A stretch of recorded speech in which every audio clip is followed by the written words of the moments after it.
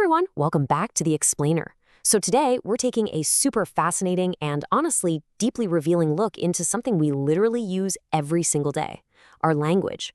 We're going to dive right into the shocking linguistic origins of the everyday words we use to address women. Ultimately, we're trying to answer one core question explored in our sources. क्यों हमें अपनी महिलाओं को वापस देवी जी कहना शुरू करना चाहिए? Or, why should we start calling our women Devi Ji again? As you'll see, the insights we're unpacking today present a really compelling case about how our vocabulary might be secretly shaping society's behavior. Let me just ask you point blank. Do you actually know the true meaning of the word aurat? I mean, we hear it constantly, right? It's in movies, casual conversations, on the news. It's just used to mean woman. But there is a pretty massive etymological mystery hiding in plain sight here. And honestly, the truth behind this everyday word might completely change how you think about your daily vocabulary. Okay, let's dive into this. Section 1. The reality of the word aurat. All right, so it's time for a major reveal about a word spoken, well, literally millions of times a day. According to the source material, the word aurat is actually derived from the Arabic word aura.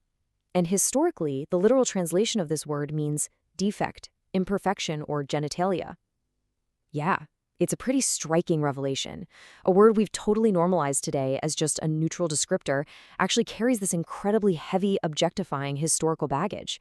Historically, using this term basically reduced women to purely physical or, frankly, defective terms. And the wild part? We use it without a second thought, completely unaware of the shadow it casts. Moving right along, Section 2, the hidden history of Madam. Now, if you thought the origins of aurat were surprising, just wait till we look at a standard professional greeting used all over the world, Madam. Our sources point out that Madam is a French term historically used to address women who managed brothels or engaged in prostitution. Just think about the irony of that for a second. Somehow, this highly specific, historically loaded term got imported and just became the absolute gold standard of respect in our schools and corporate offices. We walk in and say, "Good morning, madam," to our teachers, bosses, and colleagues without ever stopping to question where the term actually came from or what it originally signified. Which brings us to Section 3, the psychological impact of words. So you might be wondering, why does any of this etymological history actually matter? Well, because it's not just semantics, we're talking about behavioral science here, and this brilliantly illustrates the guest's main argument. On one hand, we've got these imported terms like aurat and madam, which carry historical roots tied directly to objectification or transactional intimacy. But on the other hand, we have traditional, indigenous terms like Devi Ji and Rajkumari. The core argument here is that constantly speaking words rooted in historical disrespect subconsciously damages societal behavior over time. It kind of normalizes this subtle underlying lack of reverence and how we view the women in our very own communities. The theory presented in The Explainer is simple, but it is incredibly powerful. It argues that words of oppression or objectification breed disrespect, even if we literally have no conscious idea we're doing it. Conversely, words of empowerment command reverence. Basically, our vocabulary acts as a literal lens. It's how we view, process, and ultimately treat the women around us. If the foundation of the word is flawed, well, the perception becomes flawed too. We're essentially programming our brains with the history of the syllables we choose to speak. All right, Section 4, the respect of Devi Ji. So if imported words carry this negative psychological baggage, what's the alternative? Well, this is where a really profound shift in perspective happens. When a woman is addressed as Devi Ji, which means goddess, she inherently embodies reverence. Let's think about this in deeply practical terms, just like the source breaks it down. When an unknown woman is teaching or correcting you, maybe just someone at a traffic signal telling you to move, you see Saraswati, the goddess of knowledge. When she's serving food or nurturing, you see Annapurna. And when she's working or earning, you see Lakshmi, the goddess of wealth. By associating a woman with a goddess, you inherently transform your perspective from objectification to the absolute utmost respect. I mean, you simply cannot disrespect someone you view as a manifestation of the divine, right? Let's transition to Section 5, Princess versus Rajkumari. To really drive home the power of our vocabulary choices, let's look at the mental imagery these words paint. Imagine this for a second. When you hear the Western word princess, what immediately comes to mind?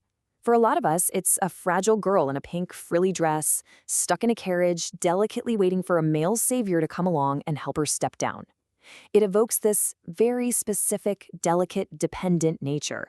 It's the classic damsel in distress narrative, literally baked right into the noun itself. It tells a story of just waiting to be rescued. Let's move to and see how this builds. Now replace that image with the word Rajkumari, the traditional equivalent. The imagery shifts so dramatically. Rajkumari evokes a fierce warrior. Think of someone like Rani Lakshmibai of Jhansi. You picture a woman holding a sword, confidently riding on horseback, fiercely independent and powerful, right? She's not waiting to be rescued, she's literally leading the charge. Changing that one word completely rewires the mental image from dependent to entirely empowered. And all of this brings us to a really heavy, concluding argument from our source material.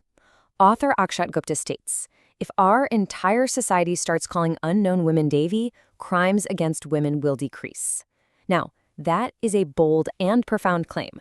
It's the idea that a simple, deliberate linguistic shift back to empowering traditional terms can fundamentally alter societal respect, that it can repair the psychological lens of society and ultimately create a much safer world. It basically proposes that respect starts right on the tip of the tongue. So, it leaves us with this final thought. What empowering words will you choose to use tomorrow? The next time you address a woman you don't know, are you going to use words burdened with hidden histories of objectification, or will you consciously choose words of power and reverence? Perhaps it's really time we finally ask ourselves, "Kyun hame apni mahilaon ko wapas Devi Ji कहना शुरू करना चाहिए?" Thank you so much for joining me for this explainer. I really hope this journey through our language leaves you thinking critically about the everyday words you speak. See you next time.